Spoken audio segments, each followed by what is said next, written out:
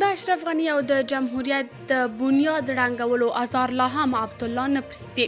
طالبانو بیا پرې بندیز لګولی ده چې څنګه نو جزئیات همدلته وګورئ او چینل سبسکرایب کړئ. طالبانو یو ځل بیا هند ته د عبدالله د سفر مخه ونیوله. یوه باوري سرچینه وایي چې طالبانو یو ځل بیا هند ته د ملي روغې جوړې علي شورا پخواني مشر عبدالله مخنیوی کړی دی. یوې سرچینې شنبه د زمري پر 8 له 8 ورځپاڼې سره خبرو کې وویل چې عبدالله یوه اونۍ مخکې غوښتل هند ته لاړ شي. د سرچینې په خبره عبدالله د الوتکې ټکټ هم پیرلی و، خو طالبانو هند ته د هغه د سفر مخه نیولې ده.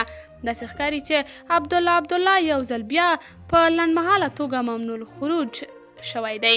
د ونې وړ ده چې ډاکټر عبدالله تیر ځل هند ته د خپل سفر پر مهال پر طالبانو یو شمېر نیوکې کړي وو چې ګینې طالبانو پنجشیر او بغلان کې خپل سرې وژنې کړي دي. عبدالله له دې وړاندې یو ځل هند ته د تګ اجازه لرلې وه. نوموړي هغه مهال هند ته د خپل سفر موخه له خپلې کورنۍ سره لیده کاته بللې وه. په همدې حال یو شمېر هېوادوال وایي ډاکټر عبدالله سره له دې چې 20 کاله جمهوریت وخوړو، خو بیا هم د واک ترلاسه کولو لپاره ټول ارزښتونه تر پښو لاندې کړه او کله چې واک کې ونو 50% صلاحیت یې درلود، خو مسؤلیت یې هیڅ کله نه مانه. قدرمن اوریدونکو، تاسو د دې موضوع په هکله څه نظر لرئ؟ کمنټ کې شریک او چینل سبسکرایب کړئ.